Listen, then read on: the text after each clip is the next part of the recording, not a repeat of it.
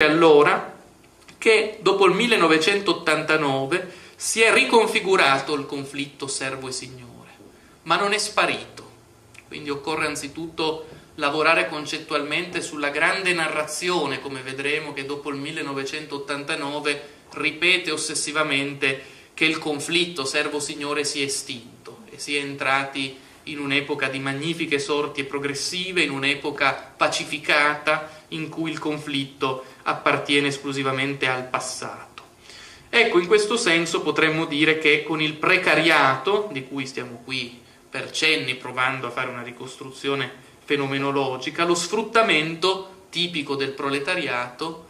l'estorsione coatta della forza lavoro mediante modalità non giuridiche o politiche ma direttamente economiche, una schiavitù, come notava Marx, che si regge non su catene reali ma sulla semplice diversificazione delle funzioni economiche occupate nel diagramma dei rapporti di forza. Ecco, quello sfruttamento, con tutte le caratteristiche delineate da Marx, non si è affatto estinto, anzi potremmo dire, non senza buone ragioni, che si è intensificato, mediante l'instaurazione di un rapporto che ha rinsaldato e non diminuito la dipendenza dettata dalla semplice diversificazione delle funzioni economiche.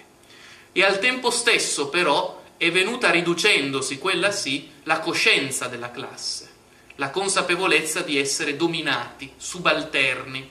sottomessi nel rapporto di forza. Ecco, potremmo dire allora, in termini sempre approssimativi e generalissimi, che la lotta di classe tradizionale servo e signore nello scenario post 1989 ha cessato di essere combattuta biunivocamente.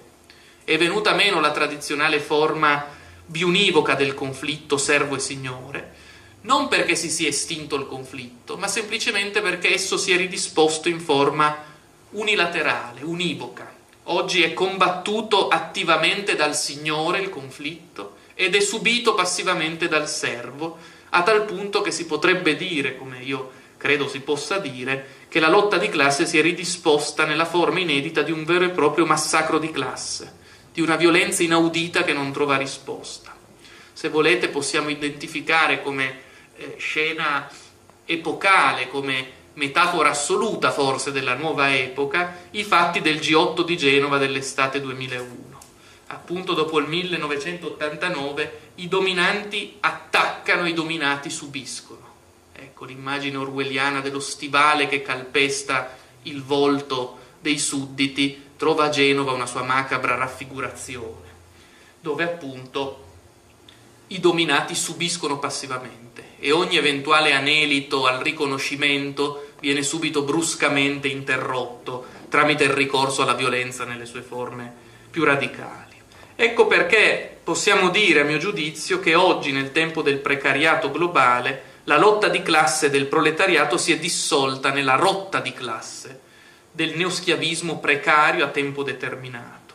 Dall'idea marxiana della dittatura del proletariato, l'ideale in qualche misura che il proletariato potesse acquisire il potere e rendere possibile l'accesso a una società non classista basata su rapporti tra individui liberi e uguali, si è transitati senza soluzione di continuità all'odierna realtà fattuale della dittatura dell'élite sul precariato.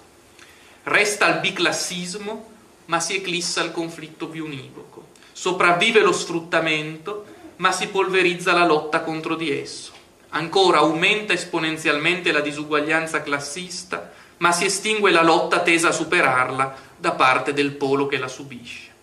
Il precariato in questo senso si rivela oggi costituito da una massa amorfa, competitiva, in concorrenza reciproca, composta da serialità di individui incomunicanti e conflittuali in sé e non per sé.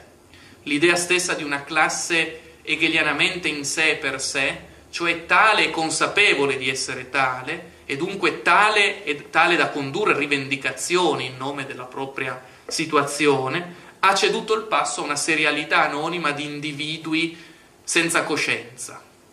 che vivono il rapporto di forza capitalistico come naturale e che di più introiettano l'ideale, il nuovo Vangelo della competitività. Ciascuno di essi si presenta come un atomo concorrenziale che vede nel proprio compagno di schiavitù l'altro servo, non un soggetto con cui costituire una reazione corale contro il potere, ma semmai contro un atomo, come un atomo competitivo con il quale instaurare una lotta concorrenziale. Ecco perché oggi non soltanto il precariato corrisponde a questa immensa classe globale propria del capitalismo trionfante dopo il 1989, possiamo anche dire che la asimmetria del conflitto si ridispone come asimmetria delle grammatiche. Oggi il dominio dei dominanti non è tale solo univocamente sul piano politico, ma è tale anche sul piano delle grammatiche, sul piano ideologico. Le mappe con cui anche i dominati si orientano sono sempre più massicciamente quelle fornite direttamente dai dominanti, nella forma di un'unica grande narrazione, che si può per convenzione chiamare pensiero unico, che è quella legittimante i rapporti di forza così come sono. Ecco allora che tutta una galassia di concetti e di categorie vengono accettate naturalmente anche dai dominati, i quali dominati, accettandole, già accettano di fatto anche a livello ideologico la situazione che prevede il loro essere dominati, la loro subalternità. Penso ad esempio ad alcune categorie oggi ipocritamente ripetute urbi et orbi dallo spettacolo televisivo e dalla disinformazione di massa, come le sfide della globalizzazione, che sono immancabilmente, in verità, per chi si spinga al di là del vitreo gioco delle ideologie, attentati al mondo del lavoro e dei diritti conquistati, che vengono messi in congedo sempre in nome del sacro dogma della competitività globale, il meglio che la società di mercato possa venderci. Prova ne è, d'altro canto, che la lotta in nome della competitività esterna, in senso globalista e mercatista, si fonda puntualmente, su scala globale, sull'abbassamento dei costi del lavoro e dei salari, di modo che sia possibile per ogni realtà del paese reggere al confronto con le altre realtà dello scacchiere globale e in particolare con i paesi che eufemisticamente sono detti in via di sviluppo, emergenti. Ancora pensate all'utilizzo della categoria di riforma, che è una categoria che in realtà a rigore dovrebbe svolgere una funzione di difesa degli interessi del servo contro il signore. Oggi è una categoria puntualmente impiegata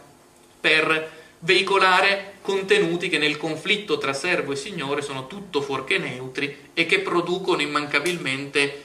la liberazione del signore dalle vecchie forme di difesa e di tutela dei diritti del servo. Le riforme oggi servono esattamente alla parte dominante per liberarsi sempre di più dai lacci e dai lacciuoli dello Stato sociale, dei diritti. Queste pratiche, dette eufemisticamente riforme, vanno sempre e comunque a vantaggio del finanzcapitalismo e di quelle entità sensibilmente sovrasensibili, avrebbe detto Marx, che sono il Fondo Monetario Internazionale, la Banca Centrale Europea e più in generale quella che non è affatto retorico qualificare come la ristretta classe del signore, la nuova elite neoligarchica, neosignorile, quel famoso 1%, forse anche meno, che regge le sorti del mondo e che si identifica pienamente con il Signore, il quale ha il dominio, ripeto, non solo sul piano materiale, ma anche su quello simbolico, sovrastrutturale, e che mobilita permanentemente il quadro delle superstrutture per giustificare il proprio dominio e rinsaldarlo sempre di più. Pensiamo anche solo, tra i molti casi possibili che si potrebbero citare, alla cosiddetta guerra al terrorismo, a proposito